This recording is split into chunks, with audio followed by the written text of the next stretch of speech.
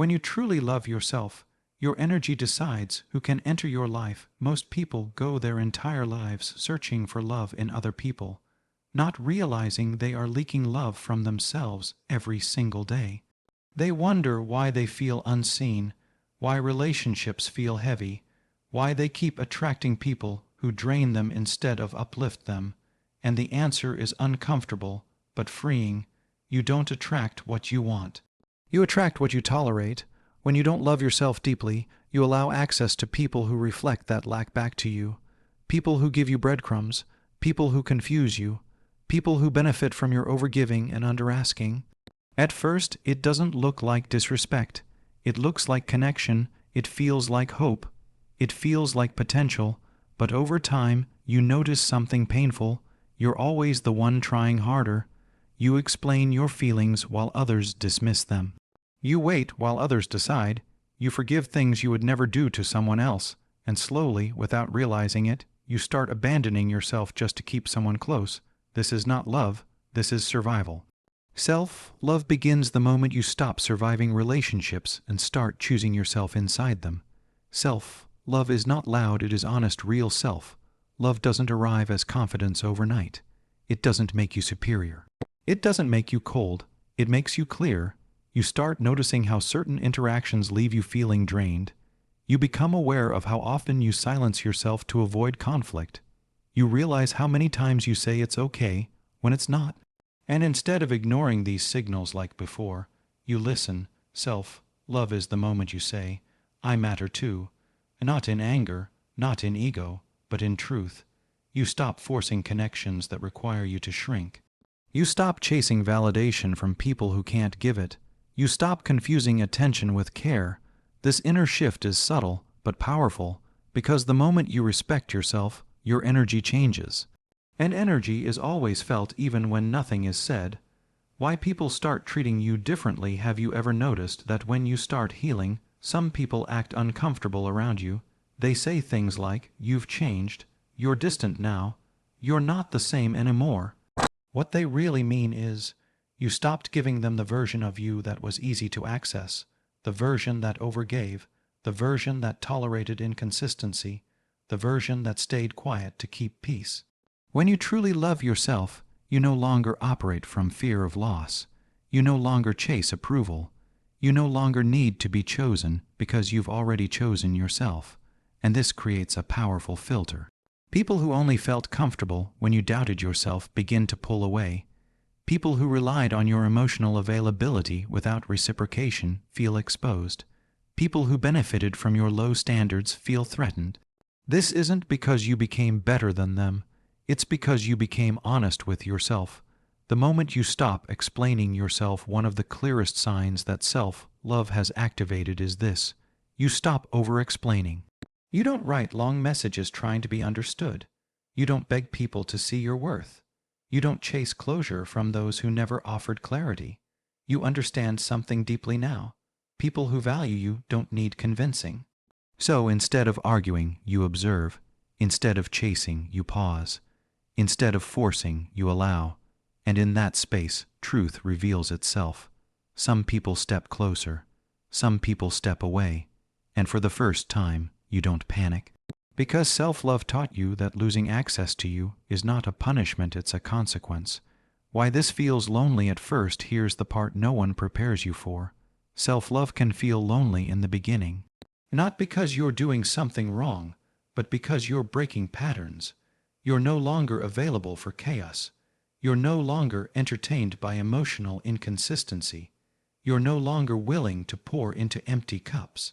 And when you stop playing roles you've outgrown, silence follows. But this silence is not emptiness, it's detox. You're shedding versions of yourself that were built to survive, not thrive. And in that quiet, something important happens. You start hearing yourself again. Your intuition becomes clearer, your standards become stronger, your peace becomes non-negotiable. This is the foundation of real self-love.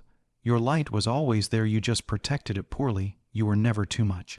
You were just giving your light to people who couldn't see it. When you love yourself, you stop dimming your energy to be accepted. You stop shrinking to avoid rejection. You stop apologizing for having needs. And here's the truth most people miss. Your light is not meant for everyone. Some people will only come close to it to benefit from it. Others will try to control it. Some will try to dim it. Self-love teaches you to guard your light not by hiding it, but by choosing who deserves access. This is not selfish, this is self-respect. The internal shift that changes everything. The biggest transformation doesn't happen in your relationships. It happens in your inner dialogue. You stop asking, "What's wrong with me?" and start asking, "Why am I accepting this?" You stop blaming yourself for being misunderstood. You stop internalizing other people's inability to meet you emotionally. You realize that love should feel safe. Connection should feel calm. Presence should feel consistent. And if it doesn't, you walk away without hatred, because self-love doesn't need revenge. It needs alignment. This is where your life begins to filter itself from this point forward. Something beautiful starts happening naturally.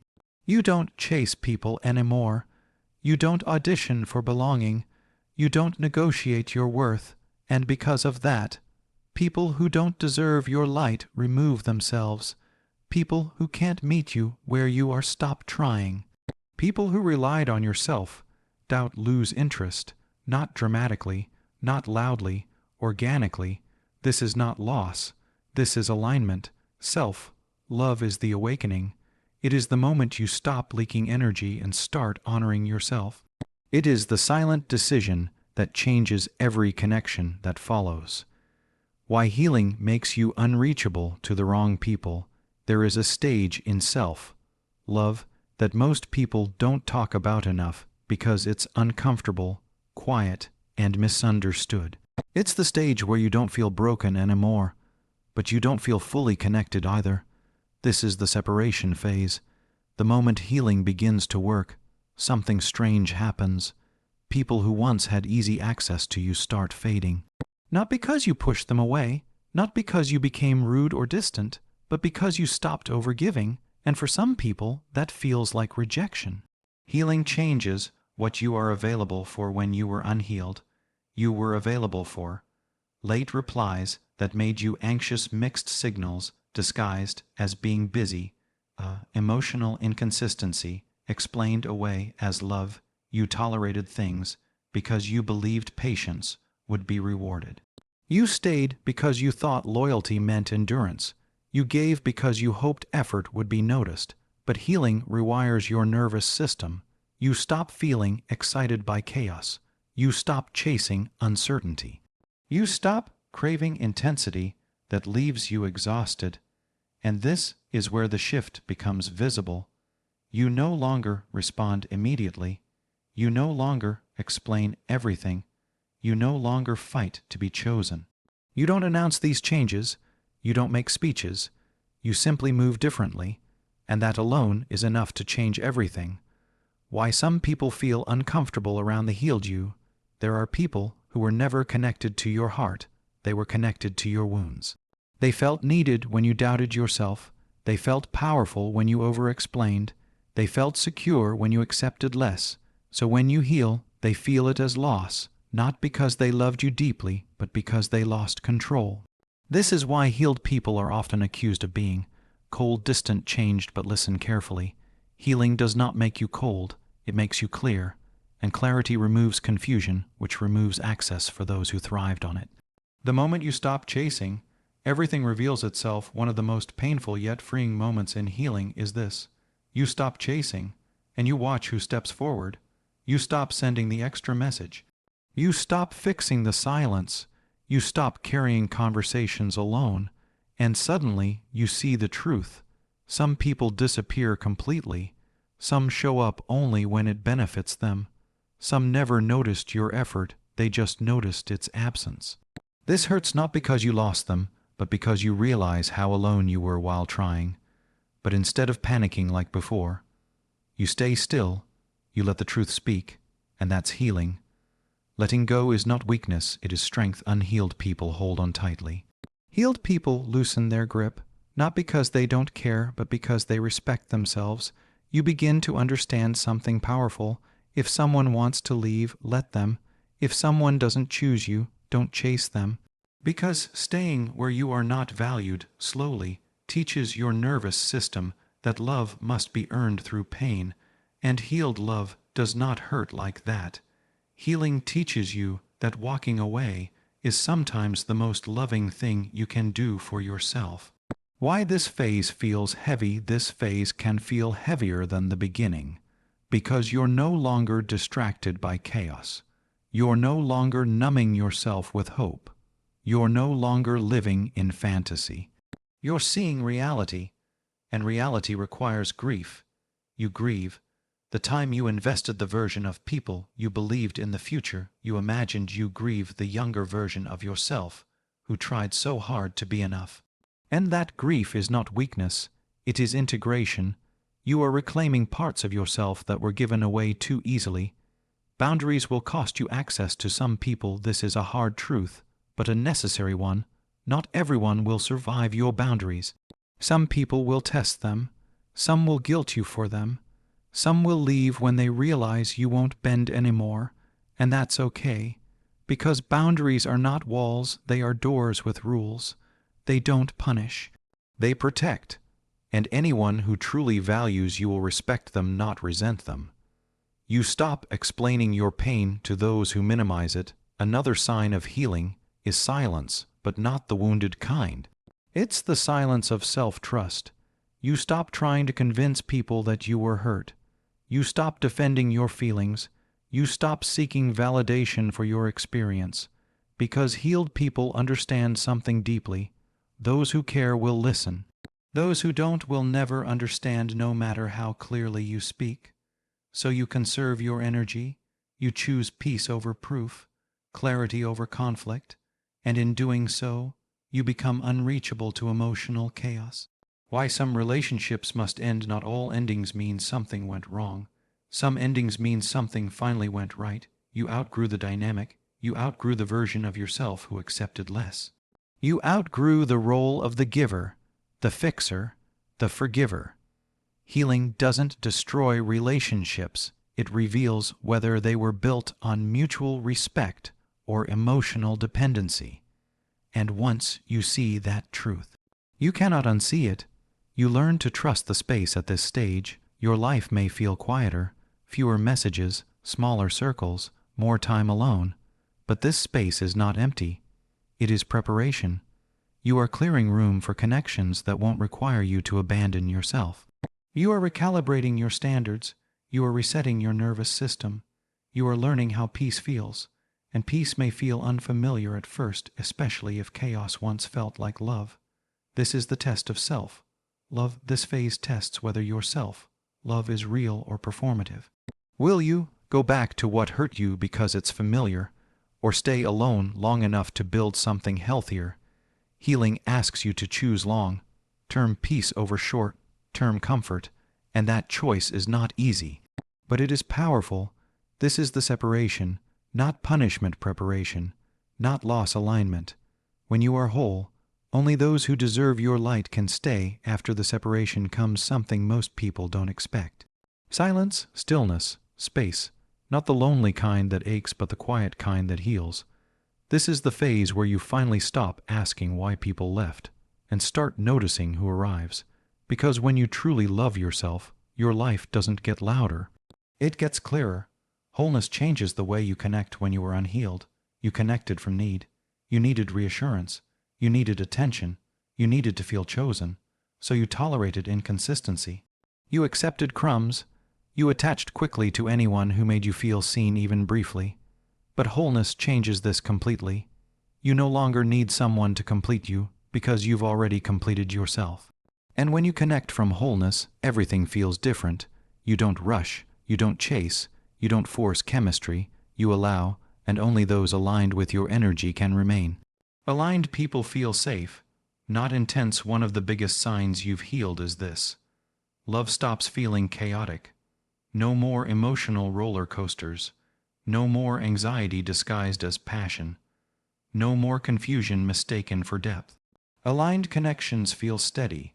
They don't disappear when things get real. They don't test your boundaries. They don't compete with your growth. They feel calm, and at first, that calm may feel unfamiliar. Because if you once equated chaos with love, peace can feel boring, but give it time, you'll realize peace is what your nervous system was craving all along. The right people don't try to dim you. When you truly love yourself, you stop dimming your light to be accepted. And here's what's powerful. The right people are not threatened by your light, they are drawn to it. They don't make jokes to humble you. They don't compete with your confidence. They don't minimize your dreams. They celebrate your growth because it doesn't make them feel smaller. They meet you as an equal, not a project. You no longer over-explain or overgive. Aligned relationships don't require performance. You don't have to prove your worth, earn basic respect, overextend to keep peace. You show up as you are, and that is enough. Conversations flow naturally. Silence feels comfortable. Effort feels mutual. And the most beautiful part, you don't lose yourself in the connection. You stay rooted. Your circle gets smaller but stronger. Self-love doesn't give you more people. It gives you the right ones. Your circle may shrink, but the connections deepen. You spend time with people who respect your boundaries, communicate clearly, value your presence. There's less drama, less confusion, less emotional exhaustion, and more peace. This is not isolation. This is alignment. You stop fearing being alone. One of the greatest gifts of self-love is this. You stop fearing solitude. Being alone no longer feels like rejection. It feels like rest. You enjoy your own company. You trust your intuition. You feel at home within yourself. So relationships become a choice, not a need. And that changes everything. Because when you don't fear being alone, you never settle for less than you deserve. People feel your energy before your words. When you are whole, people sense it immediately. You don't have to announce your boundaries. You don't have to demand respect.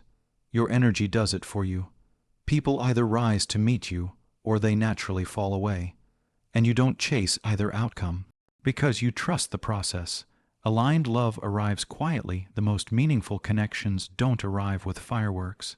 They arrive with consistency, with presence, with honesty, with safety. These people don't overwhelm you, they ground you. They don't confuse you, they clarify. And you recognize them not by intensity, but by peace. You no longer try to be everything to everyone. Self-love frees you from people pleasing. You stop saying yes when you mean no, carrying emotional labor alone, adjusting yourself to fit into spaces that don't honor you. You understand that being liked by everyone is not a requirement for being loved deeply. And that truth is liberating. Your light becomes a choice, not a commodity. Before healing, your light was available to anyone who asked. After healing, it becomes sacred. You choose where it goes. You choose who receives it. You choose how much you give, and this is not selfish. It is self-respect. If someone leaves, you don't collapse. Here's how you know you've healed. When someone leaves, it doesn't destroy you. It may hurt, but it doesn't break you. You don't question your worth. You don't beg them to stay. You don't abandon yourself. You stay grounded, because your foundation is no longer built on other people. It's built on self-love. This is the reward of choosing yourself. When you truly love yourself, you attract honesty instead of confusion. You attract consistency instead of chaos. You attract peace instead of pain. And most importantly, you become someone who no longer fears loss, because you never lose yourself again. Your light was never meant for everyone. It was meant for those who respect it, protect it, recognize it. And when you truly love yourself, only those who deserve your light arrive, and only those aligned with your soul can stay.